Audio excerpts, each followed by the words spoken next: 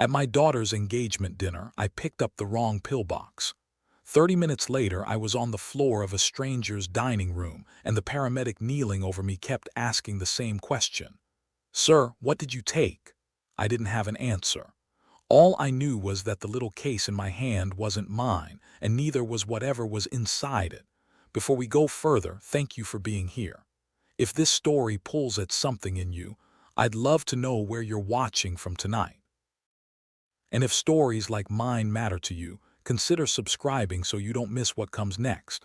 A quick note: some names and details have been changed to protect the people involved, but the events and the lesson in them are as real as it gets.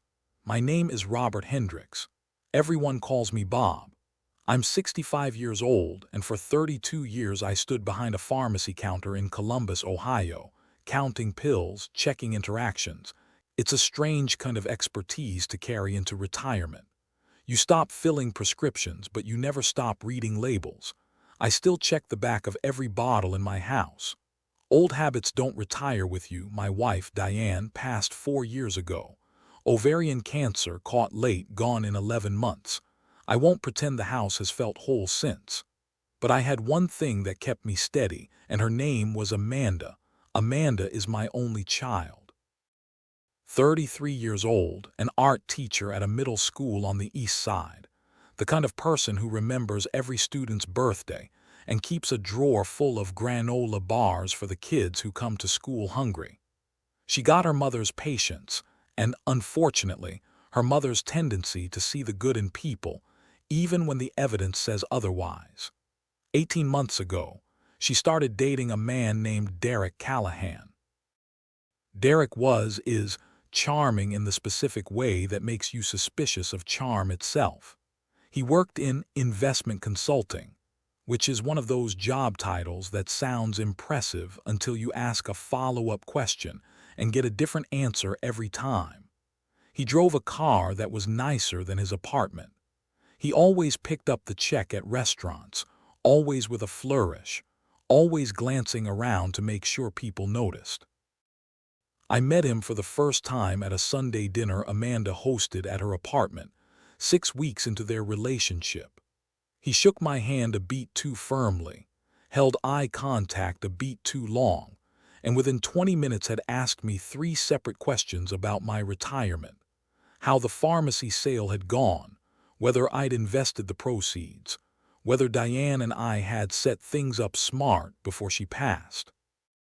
I told myself he was just making conversation, the way young men sometimes do when they are nervous about impressing a girlfriend's father. Diane would have caught it faster than I did. She always did have a sharper ear for the difference between curiosity and appraisal. Over the following months, I watched him fold himself seamlessly into Amanda's life in a way that, looked at individually, always seemed thoughtful. He remembered her coworkers' names. He showed up to her school's spring art show with a bouquet before she'd even mentioned the date to me.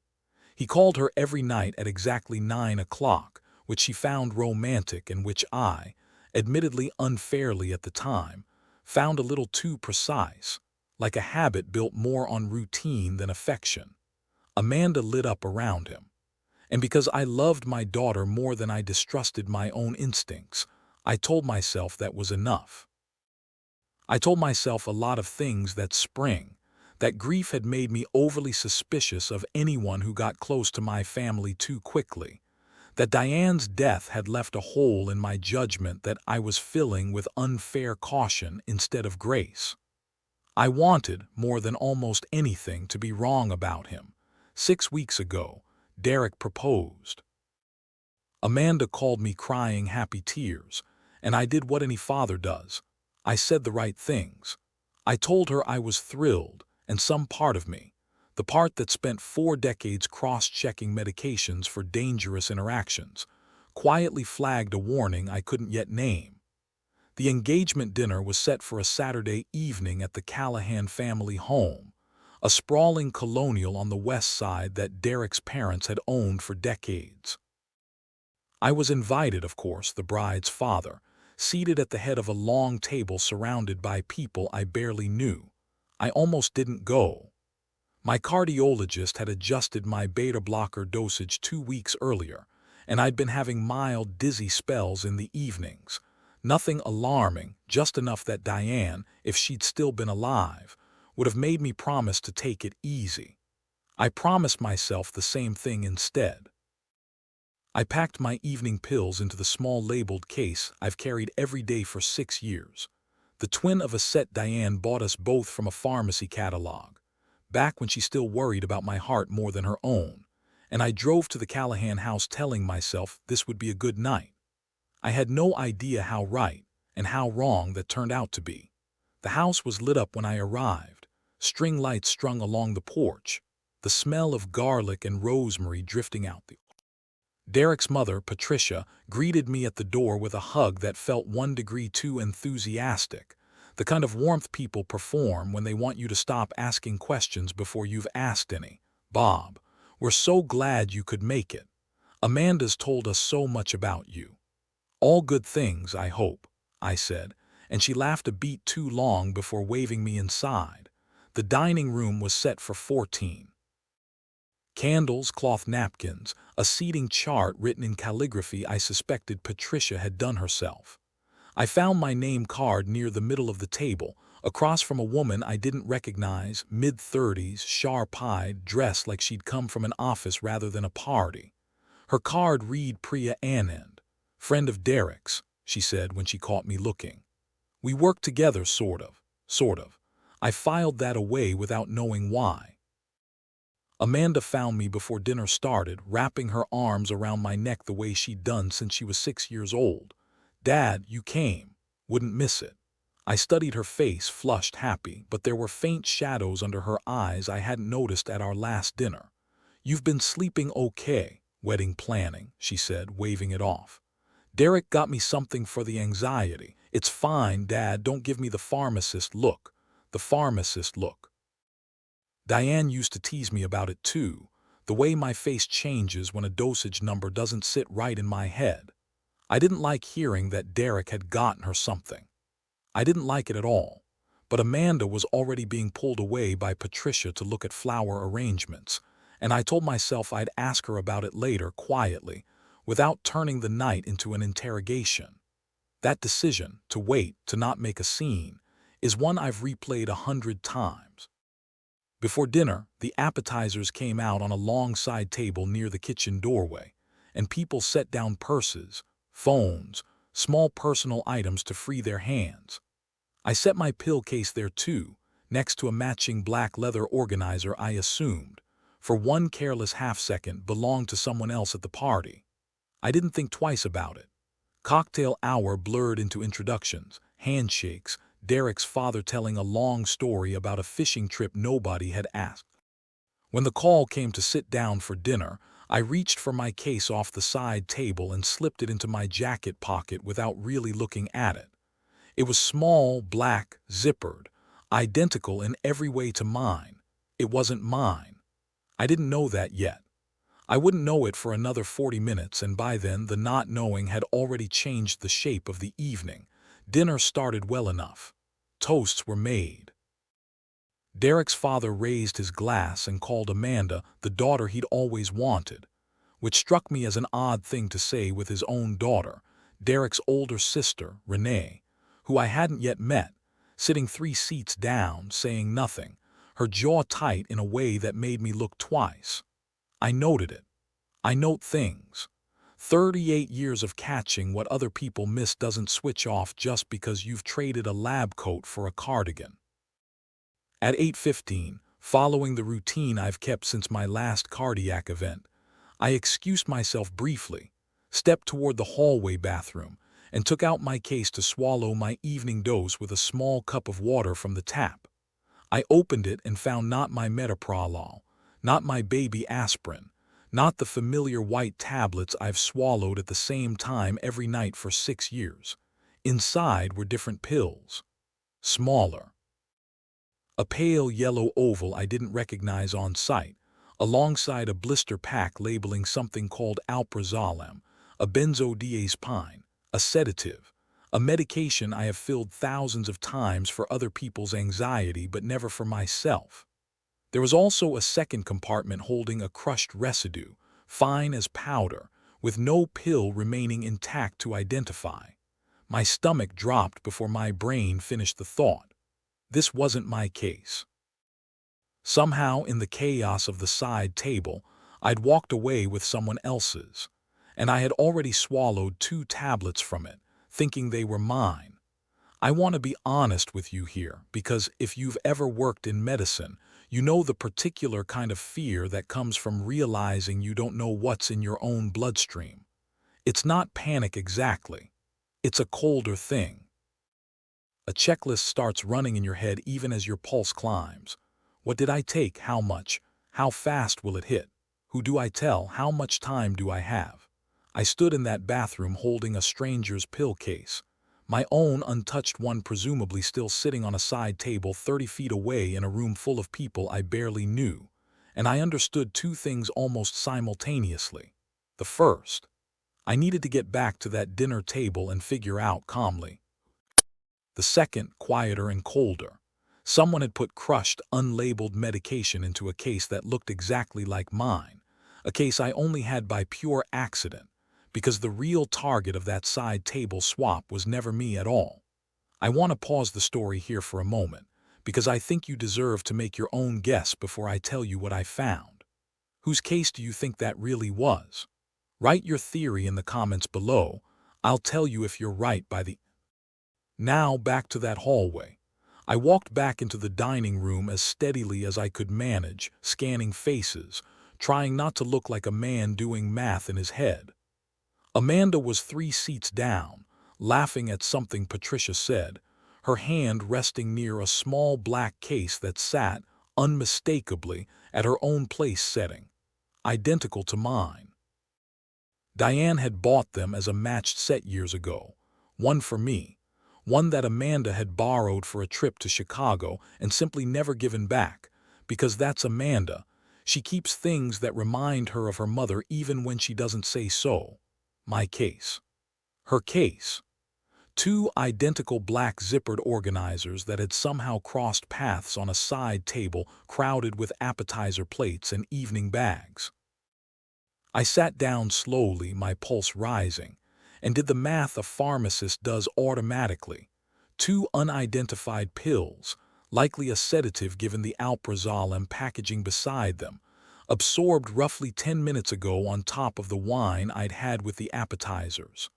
My heart condition, my age, my weight, my metabolism, my beta blocker already in my system from that morning.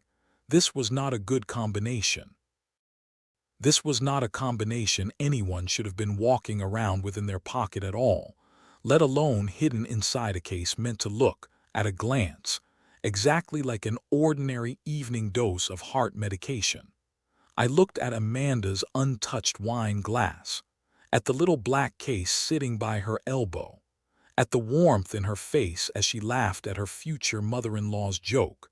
That case had been meant for her. I don't remember standing up so much as I remember the room tilting sideways, my hand gripping the back of my chair. Priya Annan's sharp eyes suddenly locked on mine from across the table with an expression that had nothing to do with polite party interest. She was already moving before I hit the floor. I've been told what happened next by 3 different witnesses because I have almost no memory of it myself. My blood pressure dropped. My speech slurred. Someone, Priya, as it turned out, was the first to reach me, checking my pulse, calling out for someone to bring her the pill case that had fallen from my jacket pocket onto the dining room floor. "Don't let anyone touch this," she said, her voice suddenly commanding in a way that didn't match the sort of coworker she'd introduced herself as 20 minutes earlier. "Call 911. Now." Derek's mother was screaming. Amanda's voice cut through everything else. "Dad, Dad." And I remember, faintly, the pressure of her hand gripping mine before the paramedics arrived, and the world narrowed down to fluorescent lights and a stretcher, and the too familiar smell of an ambulance. At the hospital, they ran a full toxicology screen. The ER physician, a woman named Dr. Anita Reyes, came out to speak to Amanda first, since I was still too disoriented to hold a full conversation. Your father ingested a combination of alprazolam and an unidentified compound, likely crushed and mixed together, she told her. Given his cardiac history and the beta blocker already in his system, this could have been very serious. We're keeping him overnight for monitoring. Amanda, I'm told, went white. That's not his medication. My dad takes metoprolol. He doesn't take anything like that. That's what we suspected, Dr. Reyes said. This wasn't a prescription. Someone put those pills in his case. By the time I was lucid enough to speak clearly, it was past midnight, and Amanda was sitting in a plastic chair beside my hospital bed, her engagement dinner dress replaced by a hoodie someone must have brought her, her makeup long since cried away. "Dad," she whispered when she saw my eyes open. "What happened?" I told her the truth as plainly as I could, that I'd picked up the wrong case, that the pills inside weren't mine, that the case belonged, as far as I could tell, to her. Her face went through something I'll never forget, confusion, then disbelief, then a dawning horror that seemed to age her 10 years in 10 seconds. "That's not possible. Derek gave me that alprazolam himself for the wedding stress. I've had it for weeks." "Amanda," I said, my throat still dry from the Roman IV fluids, "the other substance in that case wasn't a labeled prescription. It was crushed into powder. No pharmacist gives a patient loose crushed medication mixed in with intact tablets. That's not how any of this works." She didn't answer. She didn't need to. I watched my daughter's trust in the man she was about to marry crack open right there in a hospital room, and there was nothing I could do to close it back up, because I wasn't sure it should be closed. I was discharged the next afternoon with a stern lecture about unusual substance exposure and a follow-up cardiology. What I didn't tell the hospital, because I didn't fully understand it myself yet, was that I intended to find out exactly what had been in that case, and exactly how it had ended up disguised as a routine dose of anxiety medication sitting beside my daughter's dinner plate. Old habits. I still had contacts from 38 years in pharmacy. A former colleague, Tom Ray's no relation to the ER doctor, small world, who now ran an independent compounding lab and did private analysis work for attorneys and insurance disputes. I drove to see him 2 days after my discharge, the pill case sealed in a small evidence bag I'd bought at an office supply store, because some habits from watching too many procedural dramas with Diane apparently stuck. "Bob, you look like hell," Tom said when he opened the door, feeling it. "I need a favor, off the books." He studied the bag in my hand, the careful label I'd written, June 14th, Callahan residence, engagement dinner, sealed by R. Hendricks, and sighed the particular sigh of a man who'd known me long enough to recognize when I wasn't going to be talked out of something. Give me 2 days. Those 2 days were some of the longest of my life. I spent them doing what any father would do in my position, quietly, carefully learning everything I could about Derek Callahan. I started with public records, because that's where the truth usually hides in plain sight, waiting for someone patient enough to look. Derek's investment consulting business, it turned out, was a single-member LLC registered 18 months earlier, right around the time he'd started dating Amanda, with no visible clients, no website beyond a single sparse page, and a business address that traced back to a UPS mailbox rental. I found 2 small claims judgments against him from vendors he hadn't paid. I found a car loan that was 2 payments behind. I found, buried in a county court database, a civil suit filed against him 4 years earlier by a former fiancé, not Amanda, someone before her, alleging that he had, in her words, misappropriated funds from a joint account established under false pretenses of marriage. The case had been settled out of court, sealed terms. But the filing itself, the initial complaint, was public record, and reading it felt like watching a pattern repeat itself in real time, except this time the fiancé wasn't a stranger. She was my daughter. Tom called on the second evening. His voice had none of its usual dry humor. Bob, you need to sit down for this. I'm sitting. The intact tablets are alprazolam, like the pharmacy label suggested, that part's legitimate, prescribed to Amanda Hendricks by her physician 6 weeks ago, standard low-dose anxiety medication. And the crushed portion, that's the part that scared me. It's a compounded mixture. Looks like someone crushed a much higher dose of a sedative, something in the same family but significantly more potent, and blended it into what would look, at a glance, like extra alprazolam residue in the bottom of the case. If your daughter had taken even a partial dose of what was mixed in there on top of her regular pill, combined with wine at that dinner, we're talking about respiratory depression, loss of consciousness.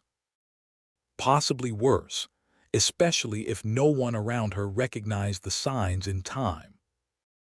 I sat in my kitchen, the same kitchen where Diane and I used to fill our own weekly pill organizers together every Sunday night, and understood with total clarity that someone had engineered a way to render my daughter unconscious, or worse, at her own engagement dinner, disguised so perfectly as ordinary anxiety medication that no one, not her, not me, not a room full of family and friends, would have thought to question it until it was too late. Who has access to compound medications like this? I asked. This isn't something you buy at a regular pharmacy counter. Someone with medical training, Tom said. A nurse, a pharmacy tech, someone who understands dosing and knows how to disguise it. Bob, I have to ask, do you know anyone in Amanda's life who fits that description? I thought about Derek's sister, Renee, sitting 3 seats down the dinner table with her jaw clenched while her father called Amanda the daughter he'd always wanted. I thought about the sharp, unreadable look on Priya Anand's face as she'd taken control of the room the moment I collapsed. I didn't have an answer yet, but I intended to get one. The obvious place to start was Priya. She'd known exactly what to do the moment I went down: check the case, secure it, call it in immediately, refuse to let anyone touch the evidence. That wasn't party guest instinct. That was training. I found her number through Amanda, who'd exchanged contacts with several of Derek's friends during the engagement planning, and I called her 3 days after the hospital expecting evasion. Instead, she answered on the second ring like she'd been waiting for the call. Mr. Hendricks. I was hoping you'd reach out. I need to know who you are, I said. Sort of coworker isn't an answer. There was a pause, the particular pause of someone deciding how much truth to let out of a locked room. Can you meet me somewhere that isn't a phone call? I think we want the same thing, and I think we're running out of time to get it. We met at a diner 2 exits off the highway, the kind of neutral, anonymous place people choose when they don't want to be overheard. Priya arrived with a slim folder and none of the polished party manner from the dinner. I'm a private investigator, she said, sliding into the booth across from me. Licensed, 11 years in practice, mostly financial fraud and domestic cases. I was hired 3 months ago. By whom? By your daughter's college roommate, Monica Vasquez. She and Amanda have stayed close since graduation. Monica did some digging on Derek after their engagement got announced, didn't like what she found in 5 minutes on Google, and hired me to find out whether there was more. I felt something in my chest loosen slightly, the way it does when a suspicion you've been carrying alone suddenly has a witness. Was there more? Priya opened the folder. Derek Callahan has done this twice before, engaged twice, both times to women with either significant family assets or a pending inheritance. Both engagements ended within 4 months of the wedding date, once when the fiancé's family grew suspicious and called it off, once when the fiancé herself broke it off after finding unexplained withdrawals from a joint account he'd convinced her to open. And the sister, Renee, Priya's expression sharpened. That's the part I hadn't confirmed until 3 days ago. Renee Callahan is a licensed practical nurse. She works per diem shifts at 3 different facilities, which makes her income hard to trace, and her schedule flexible enough to be present at family events like Saturday's dinner without raising questions. I have banking records showing a $3,200 transfer from Derek to Renee 2 weeks before the engagement dinner. Memo line blank. I sat with that for a long moment, the diner's fluorescent lighting suddenly feeling very much like the hospital I'd woke. You think Renee compounded whatever was in that pill case? I think it's the only theory that fits everything we know, Priya said. And I think you weren't the target, Mr. Hendricks. I think Amanda was. Why? What does he gain from hurting her or scaring her or? I stopped, because the answer was already forming as I said it out loud. The estate. Diane and I had built a modest but real nest egg over 3 decades, the pharmacy, careful investing, a paid-off house. Under our estate plan, it passed to Amanda outright upon my death, with no trust structure, no restrictions, nothing standing between an inheritance and a new husband's signature on a joint account. If Amanda were incapacitated, I said slowly, medically, even temporarily, sedated, hospitalized, made to look unstable or unwell, who manages her affairs? Her fiancé, Priya said quietly. Especially if the wedding happened first, and especially if there were, say, medical power of attorney documents conveniently drawn up just in case, the way anxious families sometimes do before a wedding, to be safe. Has anyone drawn up documents like that? Priya slid a single page across the table, a draft power of attorney form, unsigned, found in a folder on a shared cloud drive Monica had access to through an old, forgotten sign-in on Amanda's laptop, dated 2 weeks before the engagement dinner, naming Derek Callahan as Amanda's medical and financial decision-maker in the event of incapacity. I looked at that unsigned document for a long time. Then I looked up at Priya. He wasn't planning to hurt her once, I said. He was planning to make it look like he was taking care of her. I need to tell you what happened over the next 10 days, because it's the part of this story where I stopped being a father reacting to a crisis and became something closer to what I used to be behind that pharmacy counter, methodical, careful, checking every interaction twice before I trusted it. I didn't go to Amanda first. I know how that sounds, and I've asked myself 100 times since whether it was the right. But I'd watched her face crack open in that hospital room, and I knew that if I walked in with an unproven theory about her fiancé's sister drugging her at a family dinner, she would need more than my word. She would need something undeniable. So Priya and I built the case the way I used to build a diagnosis, symptom by symptom, data point by data point, refusing to guess where we could confirm. We confirmed the $3,200 transfer through a subpoena Monica's own attorney friend helped draft as part of a formal complaint. We confirmed Renee's per diem shift schedule, showed her clocked out early on the afternoon of the engagement dinner, with enough time to have been at her brother's house before guests arrived. We confirmed, through a pharmacy licensing database, that Renee had access to controlled substance storage at one of her 3 per diem facilities, and that an internal inventory discrepancy, a small quantity of a scheduled sedative unaccounted for, had been flagged internally 2 weeks before the dinner, though not yet formally reported to the state board. And we found, buried in old text messages Monica still had backed up from a phone Amanda had upgraded a year earlier and given to her as a hand-me-down without wiping it fully, a conversation between Derek and Renee from 4 months prior. Derek, she's worth more than the last one. Family pharmacy money, paid-off house, no siblings to split it. Renee, you said that about the last one too and it fell apart in 3 months. Derek, this one won't fall apart. This one Renee, don't say things like that in a text. Derek, delete it then. She hadn't deleted it. People rarely delete the things that would save someone else because they never expect to need to prove anything. I sat with that message glowing on my phone screen at 11 o'clock at night, in the same kitchen chair I'd sat in the night Tom told me about the crushed sedative, and I understood that I was no longer investigating a suspicious accident.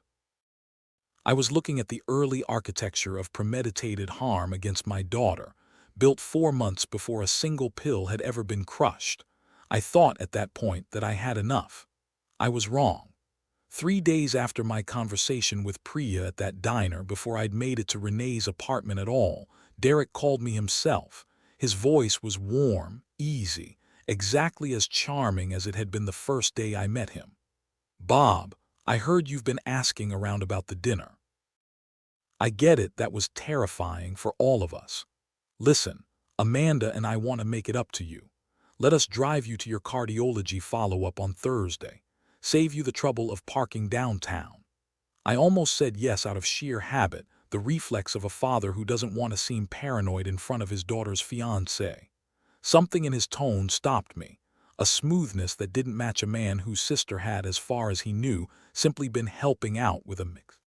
I recognized the rhythm of it now, the same rhythm Priya had described from his 2 previous engagements. Get close, get useful, get trusted, get access. "That's kind of you," I said carefully. "Let me check my schedule." I called Priya the moment I hung up. He offered to drive me to my cardiology appointment. There was a pause on her end that told me everything before she spoke. "Don't take that ride, Mr. Hendricks. Not until we know more." I didn't take the Instead, on Thursday morning, I asked my old friend James Whitfield, a retired paramedic I'd known since our sons, now grown, played Little League together decades ago, to drive me instead, and to sit in the waiting room while I had my appointment. I told him only that I wanted a second set of eyes around me for a while. He didn't ask why. Good friends rarely do. My cardiologist, Dr. Patel, ran a routine EKG and blood panel as part of the follow. Everything came back within normal range, a small relief in a month that had offered very few. What I didn't expect was a call from her office 2 days later. "Mr. Hendricks, this is Dr. Patel's nurse.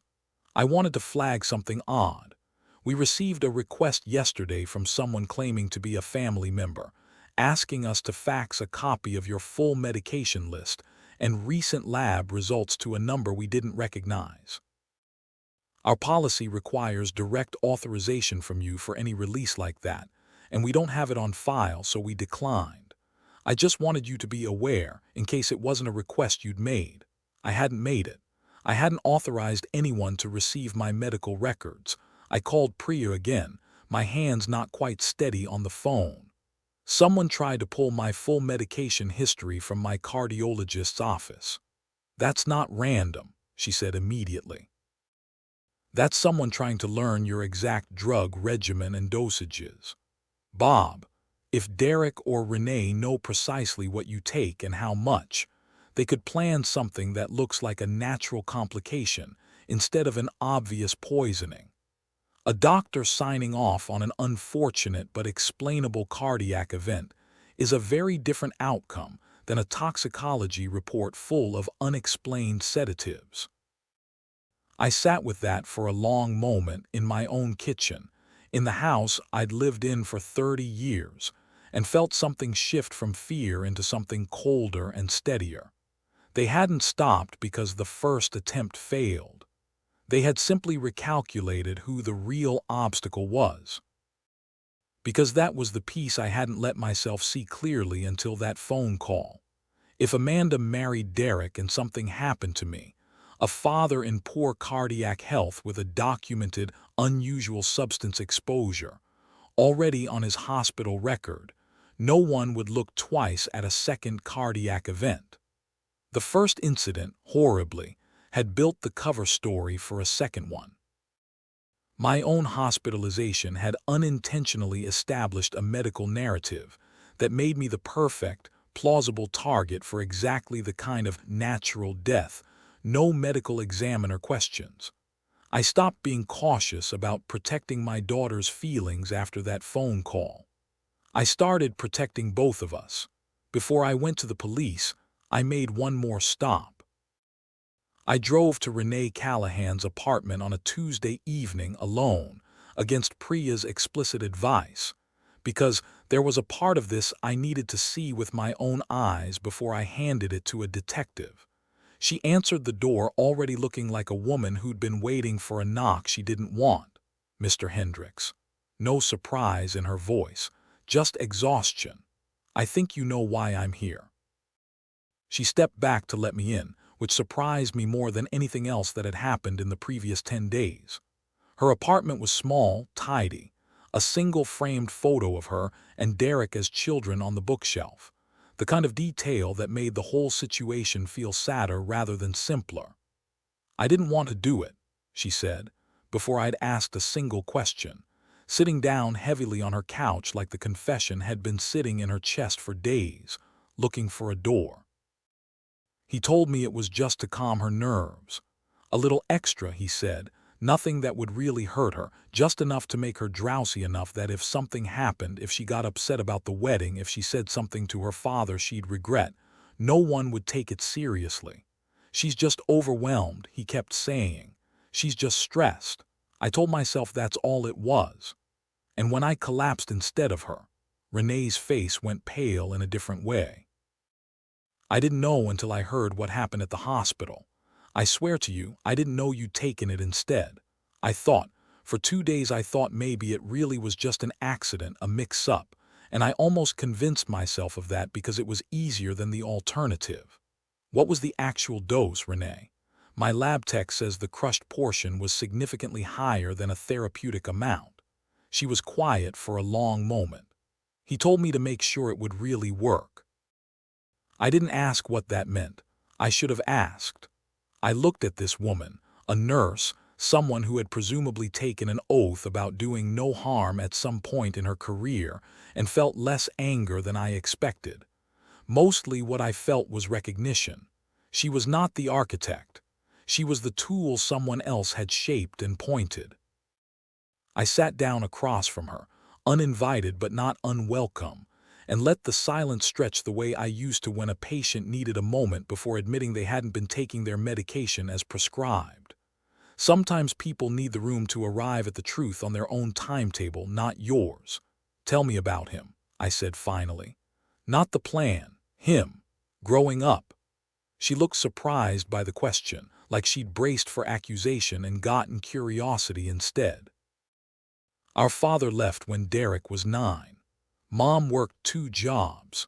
Derek was always the one who figured out how to make things work, how to get the electric bill paid, how to talk our landlord into another week, how to make people like him fast enough that it didn't matter what he actually had to offer. I used to think it was resourcefulness. I think now it just never stopped being survival, even after he didn't need to survive anymore.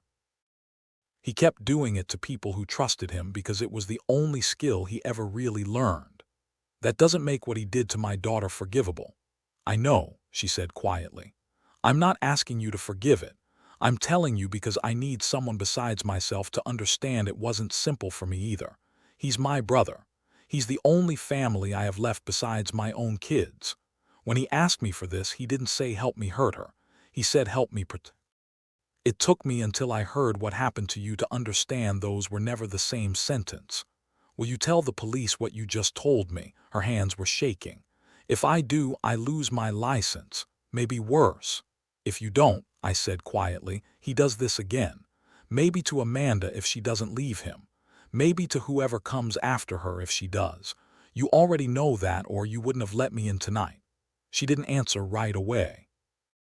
But 3 days later, her attorney called Detective Marcus Webb of the Columbus Police Bureau's Financial Crimes Unit, and Renee Callahan gave a full, recorded statement in exchange for cooperation consideration. The first domino in a case that no longer needed my theories, because it now had a confession. Detective Webb called me in for a formal interview 2 days after Renee's statement. I brought everything, the sealed pill case, Tom's lab analysis, Priya's financial records, the unsigned power of attorney draft, the text messages Monica had preserved. I laid it all out on his desk, the way I used to organize a pharmacy shelf, everything labeled, everything in order. This is more documentation than I usually get in a case like this, Webb said, flipping through the folder. Most families come in with a bad feeling and a screenshot. I spent 38 years making sure the details matched before I trusted a dosage, I said. Old habits. He read through the timeline twice, the way I imagine he read every case methodically, without letting his face give anything away until he was ready. When he got to the failed records request from my cardiologist's office, he stopped and looked up at me directly for the first time since I'd sat down. You understand what this means, if we can confirm who made that. This isn't just about what happened at the dinner anymore. If someone was trying to obtain your full medication profile after a hospitalization already on record, we're looking at premeditation for a second attempt, not just a botched first one. I understand, I said. That's why I'm here instead of handling this quietly within the family. Most people in your position want to handle it quietly within the family, Webb said. Especially when it means testifying against the man your daughter was about to marry. My daughter almost married a man who was building a paper trail to control her inheritance the same way he tried with 2 women before her, I said. There's nothing quiet left to protect. Webb nodded slowly, made a note, and picked up his desk phone to request a subpoena for the phone number that had contacted my cardiologist's office. 2 days later, that number came back registered to a prepaid phone purchased with cash at a drugstore 11 miles from Derek's apartment, activated the same week as my hospital discharge. It wasn't enough on its own to prove who'd made the call, but paired with Renee's eventual statement, the financial transfers, and the unsigned power of attorney document, it became one more piece in a structure that no longer had any weak points left for a defense attorney to push it. Webb interviewed Amanda that same week. I wasn't in the room, and I'm grateful I wasn't, because what she told me afterward in fragments over several conversations, because grief like that doesn't come out all at once, was that she'd started noticing small things herself in the weeks before the dinner. Derek suggesting she rest more. Derek commenting more than once that her father's health must worry her so much, especially with the business and everything he'd leave behind.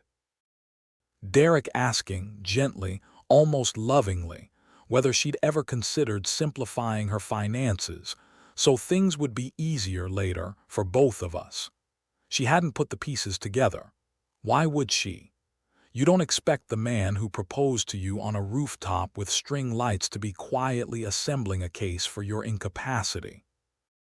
Derek Callahan was arrested 11 days after the engagement dinner, charged with conspiracy to commit assault, attempted poisoning, and, once investigators traced the earlier engagement 4 years prior and found a strikingly similar pattern, an additional charge connected to that unresolved civil case, reopened under a new light.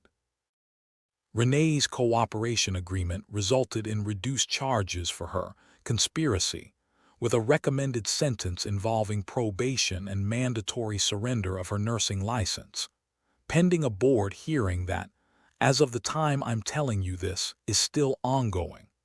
I want to tell you about the conversation, Amanda, and I had 2 weeks after the arrest, because I think it matters more than any of the evidence, more than the detective work, more than the lab results.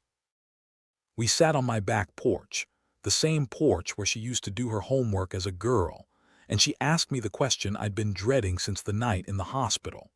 Why didn't you tell me right away? The night you figured out the case was mine. I thought about lying, softening it, but I'd promised myself somewhere in the last 2 weeks that I was done letting people I love carry secrets that belonged to me too. Because I was afraid you'd defend him before you let yourselves. And I was afraid that if I was wrong, I'd have destroyed something that mattered to you for nothing. So I waited until I had proof strong enough that you wouldn't have to choose between believing me and believing your own eyes. She was quiet for a long time, turning her coffee mug in her hands. I keep thinking about how close it was. If you hadn't grabbed the wrong case, then you would have taken exactly what he wanted you to take, at exactly the dinner where he wanted witnesses to see you get overwhelmed, You didn't do anything wrong, Amanda. You trusted someone who spent months making himself trustworthy on purpose. That's not naivety. That's what a con is built to do. Dad, her voice cracked. You almost died because of a mix-up that was never supposed to involve you at all. I know, I said, and I've thought about that more than I probably should. But I'll tell you something I believe with my whole chest. If I hadn't picked up that case by accident, I don't think anyone would have caught what was happening until it was too late to stop it. Sometimes the accident is the thing that saves you. I didn't save myself that night. I think, in a strange roundabout way, grabbing the wrong pillbox saved both of us. 6 months have passed since that dinner. Amanda broke off the engagement the same week Derek was arrested. There wasn't much decision left to make by then. The evidence had made the choice for her. She moved back into her old bedroom for 2 months while she got her feet under her again, and I won't pretend those weeks were easy for either of us. Grief has a strange way of arriving late, after the danger has already passed, once you finally have room to feel it. For the first few weeks, she barely spoke about it. She'd come home from school, grade papers at the kitchen table like she always had growing up, and go to bed early. And I let her set that pace because I remembered too well what it felt like to grieve something that was still, technically, alive. Diane's decline had taught me that grief doesn't wait for a death certificate to start. Amanda was grieving a version of her future that had never actually existed. A fiancé who had been a performance from the very first Sunday dinner. And that kind of loss doesn't come with casseroles and sympathy cards. People don't know how to show up for you when what you lost was a lie. Monica, her college roommate, came by most weekends, and slowly I watched my daughter's laugh come back into the house, first in small doses, then in longer stretches, until one Tuesday evening in early autumn I heard her laughing at something on her phone from the next room, and realized it was the first time in months the sound hadn't caught in my chest like a held breath. Priya Anand, it turned out, became something like a friend to both of us in the aftermath. She checked in periodically, without billing for it, which she told me was not really standard practice, but neither was nearly watching a client's father collapse at a dinner table, so I'm allowing myself the exception. I've since referred 2 other worried parents to her, quietly, the way you pass along a good doctor's name. She's dating again now, cautiously, on her own timeline, and I've learned to keep my pharmacist look to myself, unless she asks for it. Renee's board hearing concluded 3 weeks ago. She lost her nursing license permanently and accepted a plea deal involving 2 years of probation and mandatory counseling. Derek's trial is scheduled for early next year.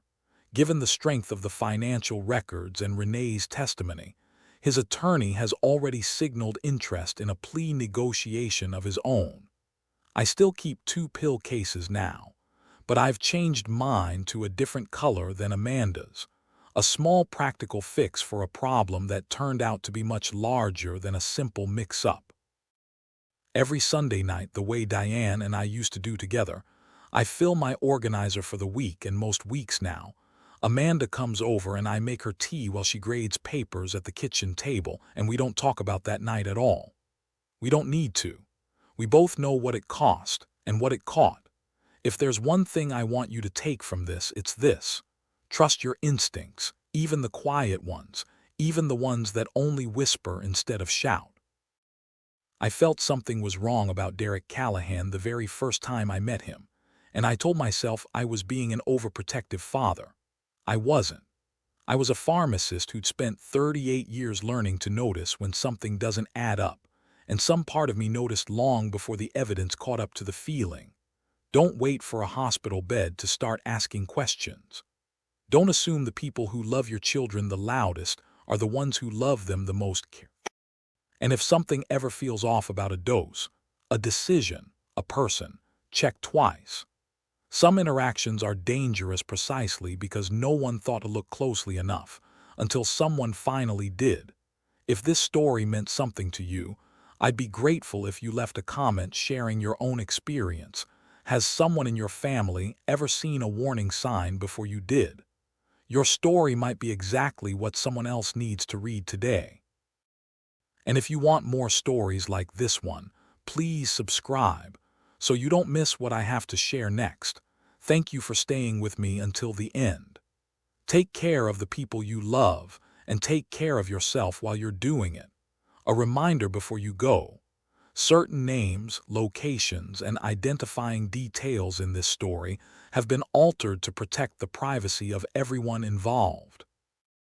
If you or someone you know has concerns about medication safety or a loved one's well-being, please speak with a licensed pharmacist or physician directly.